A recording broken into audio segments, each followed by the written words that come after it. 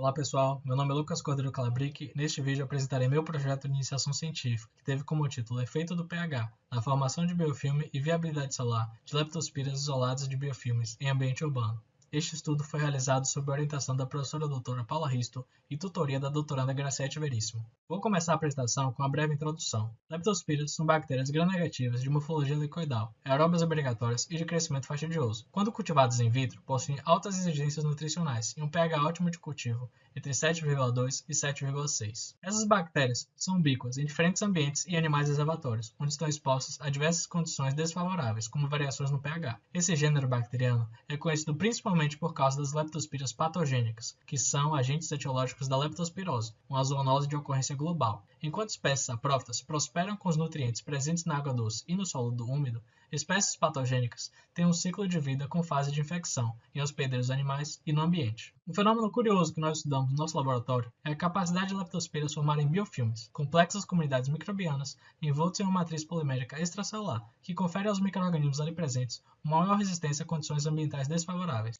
Biofilmes de leptospira foram caracterizados pela primeira vez por Risto e colaboradores em 2008, e hoje possuímos registros que leptospiras formam biofilmes in vitro em animais hospedeiros e no ambiente. Recentemente, membros de nossa equipe conseguiram isolar 7 espécies saprófitas de leptospira de biofilmes formados e coletados em uma comunidade urbana endêmica para a leptospirose. Dentre esses isolados foram identificados 3 novas espécies, uma das quais utilizamos nesse estudo, Leptospira sp. cepa VSF25. Apesar dos diversos estudos sobre a influência dos aspectos físico-químicos sobre a sobrevivência da leptospira, existem lacunas na literatura sobre quais fatores estão associados à formação de biofilme por bactérias desse gênero. Desta forma, neste estudo, buscamos investigar o efeito do cultivo em diferentes condições de pH na formação de biofilmes de leptospira. Como objetivos específicos, tivemos a avaliação do efeito em diferentes condições de pH sobre a biomassa de biofilmes, sobre o crescimento populacional e a viabilidade celular. Passando para a metodologia, como eu falei anteriormente, utilizamos uma espécie de leptospira isolada recentemente, a partir do limo, que é um tipo de biofilme ambiental.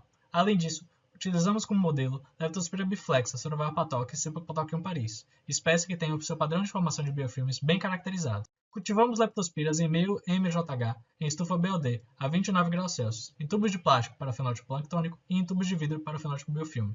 Para todos os experimentos, utilizamos um inóculo inicial de 5×10 a sexta. Para a formação de biofilmes, cultivamos leptospiras em placa de poliestireno contendo 700 microlitros por poço, em estufa BOD por 48 horas. Cultivamos isolados ambientais de leptospira em meio líquido mJH ajustado para as seguintes condições de pH: 5, 6,5, 7,5 e 8,5. Para avaliar o efeito de diferentes condições de pH na formação de biofilmes, realizamos análise semi-quantitativa da biomassa dos biofilmes, corados com solução aquosa de cristal violeta a 1%. Realizamos curva de crescimento em diferentes condições de pH para avaliar seu efeito sobre o crescimento populacional.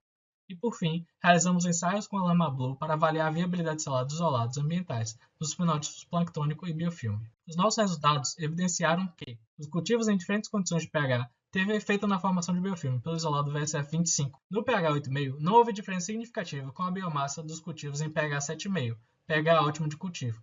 Já no pH 6,5, observamos uma biomassa de biofilme significativamente menor em relação aos pH 7,5 e 8,5.